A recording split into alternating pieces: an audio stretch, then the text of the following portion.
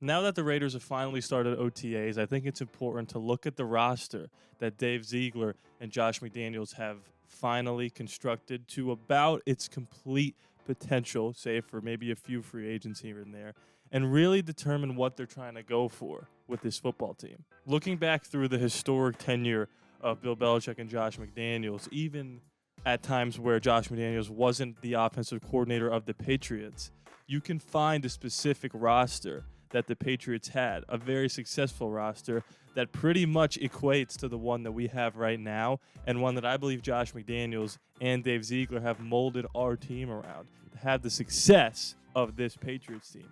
And that Patriots team is the 2010-11 New England Patriots, the team that went 13-3 and lost to the New York Giants in the Super Bowl for the second time. We're going to get into the aspects of how both rosters are alike and different. We're going to match up different skill positions, receivers, running backs, quarterbacks, offensive line. And there's one key element to the 2011 New England Patriots roster that is very, very similar to this one, which I think is going to be the key to the success of the Las Vegas Raiders in 2022.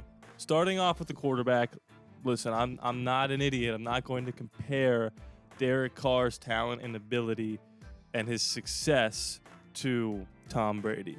The one thing you can say that Carr does as well as Brady, though, and I think that most people that worked with him in the league, coaches or players, will admit to this, is that Derek Carr is one of the smartest quarterbacks in the league. He's right up there with the Peyton Mannings, the Drew Breeses, and the Tom Bradys in terms of diagnosing what the defense is giving and knowing where to go with the football. Now, for the first time in what seems like a long time, he finally has the weapons to do what he wants to do. If you're curious for Tom Brady's stats on the season, he threw for 5,235 yards, 39 touchdowns, and 12 interceptions. Of course, we have the extra game. Inflation in football is a real thing. But Derek Carr threw for close to 5,000 yards, or did he actually throw for 5,000 yards? That's something I should probably know. This past season with limited weapons. So I think those numbers are things that he could definitely reach. The 39 touchdowns in particular is something that I think he's going to have a very good chance of reaching. Now, let's get to the running backs, because this is very, very similar. Our roster and their roster. They had 3 running backs that they worked into a rotation. Ben Jarvis, Green Ellis, Stephen Ridley, and Danny Woodhead. Now, I've taken their stats, rushing and touchdowns, and combined them into one singular goal for our 3 running backs, Josh Jacobs, Kenyon Drake, and Zamir White, the rookie out of Georgia, to have an effective running game like they did in 2011.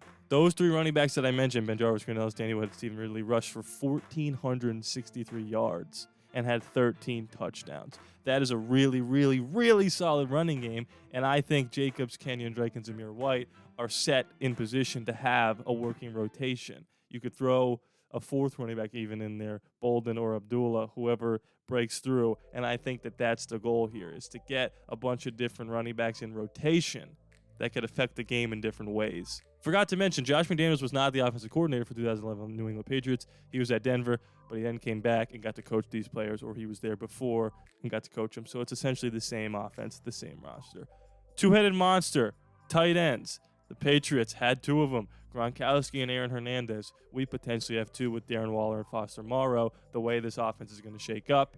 And combined, Gronkowski and Aaron Hernandez, they had 2,237 receiving yards and 24 touchdowns. That's a lot to ask for a tight end group that doesn't have experience dominating the game together like that.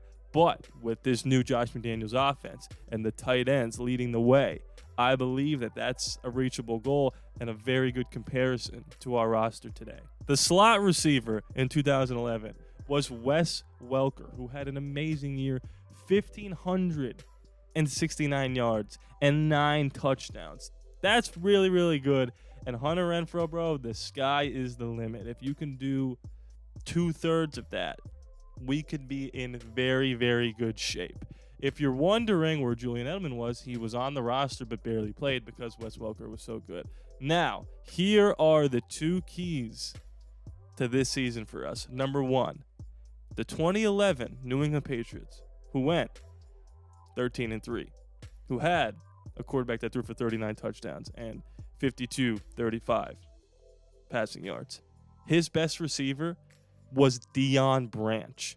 Not slot receiver, obviously, but his number one outside threat was Deion Branch, who had 702 yards and 5 touchdowns. Davante Adams is not Deion Branch. He's light years ahead of Deion Branch. So that is something that we have that the 2011 New England Patriots didn't have. Now, one thing that we do absolutely have that Tom Brady had to deal with and Bill Belichick had to deal with and Bill O'Brien had to deal with in 2011 was a rookie right tackle by the name of Nate Soldier, who they drafted using our pick in the Richard Seymour trade. Interestingly enough, we are going into a year where Alex Leatherwood is in his second year, played some right tackle, some right guard, and is still seemingly getting a start either at right tackle or right guard. Josh McDaniels saw the success that the Patriots had with a rookie right tackle. And I think he thinks if he can coach up this kid to be a solid starter, which is all we need him to be, the rest of these dominoes, the three-headed monster in Josh Jacobs, Kenyon Drake, Zamir White, the two-headed monster, Foster Moreau and Darren Waller, the slot guy, Hunter Renfrow, and the number one wideout, Davante Adams, all being led by the quarterback, Derek Carr, can fit into place if this offensive line shores up. And people are wondering, are we going to make a move at offensive line for that right tackle spot? I think we're going to go the Nate Soldier approach, start Leatherwood, and hope for the best, assuming that he's the right guy. They're not going to just throw him out there if they don't think he can compete. But that has been the breakdown of the 2022 Las Vegas Raiders roster versus the 2011 New England Patriots roster. Is 13-3, or I guess it'd be 13-4 or 14-3. Still not used to that yet. In our future, I believe so. If you saw my record prediction, if you haven't, check it out. It's on the channel. If you have other videos like this that you want to do, if you have other videos like this that you want to see, ideas you can think of, comment below. Let me know. I'm going to do as many as I want that come to my head. If you give me a good idea, I will take it. I'll shout you out. Thank you so much for watching. Please be sure to subscribe. It is free after all, no charge to you. And just win, baby.